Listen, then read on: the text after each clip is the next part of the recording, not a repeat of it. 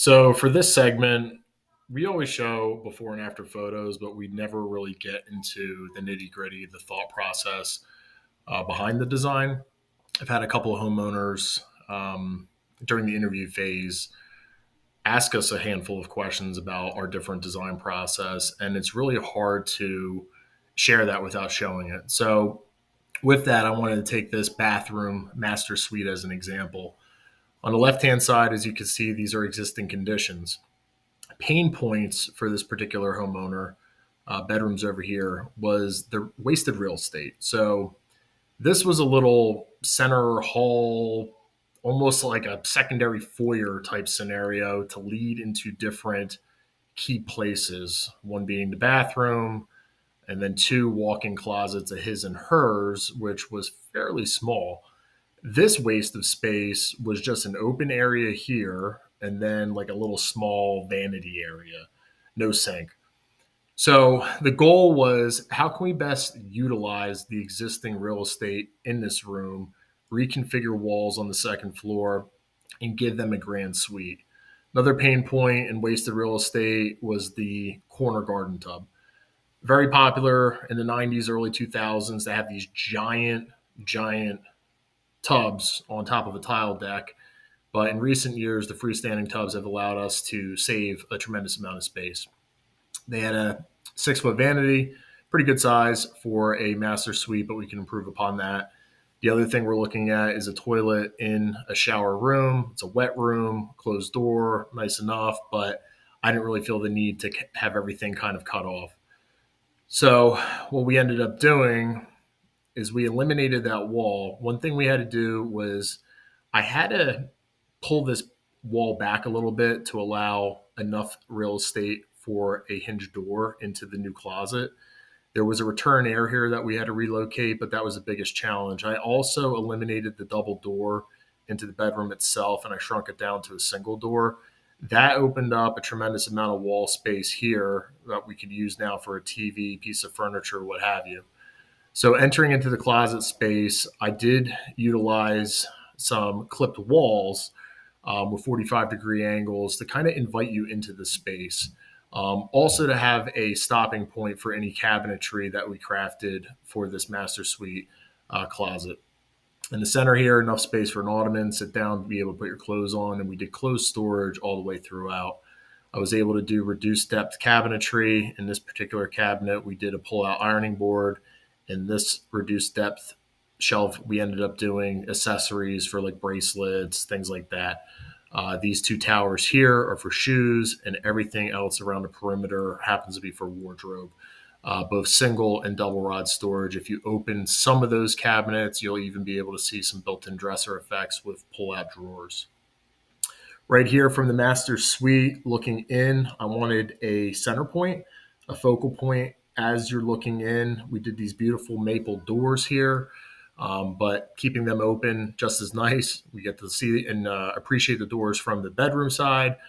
From the bathroom side, centered off, we have a beautiful chandelier as well as our freestanding tub. Luckily, these ceilings were already cathedraled.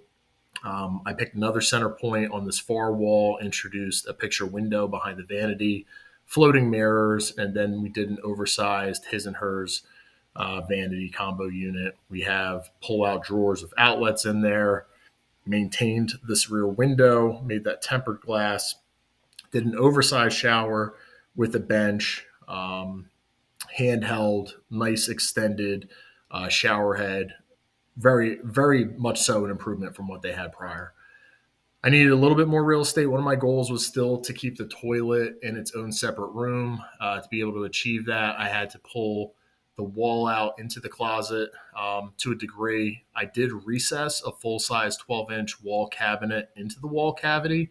That allows us plenty of headroom when sitting on the toilet. We're not bumping our head or feeling like the back of the cabinet is touching our neck, and still be able to utilize a generous amount of storage inside that cabinet for toiletries, towels, what have you.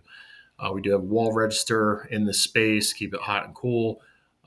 We already had that pulled into the area, and we wanted to maintain that for the homeowners. And this also gives you privacy. And when you don't need to, shut the door. You don't have to look at the toilet. So I want to show you 3D real quick.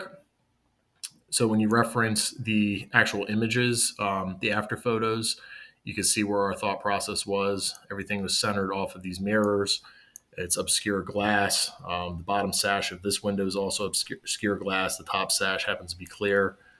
They don't really have any neighbors right on top of them, so we weren't really worried about privacy there. Cathedral ceiling does terminate into a flat ceiling area. We did a recessed ledge here all the way across the back, which allows for shampoo bottles, soap, etc. It's a new take on not having to do a niche. Also did a streamlined 3-inch by 3-inch curb here. That's my new popular option. I don't like doing the 6-inch curbs any longer. As you can see here, this is the wall cabinet for storage, center line as well off of the door. And coming back, you can see what I was discussing about doing the nice maple doors that are very complementary to the vanity. Nice center line, focal point, wall mounted faucet. Really a beautiful space.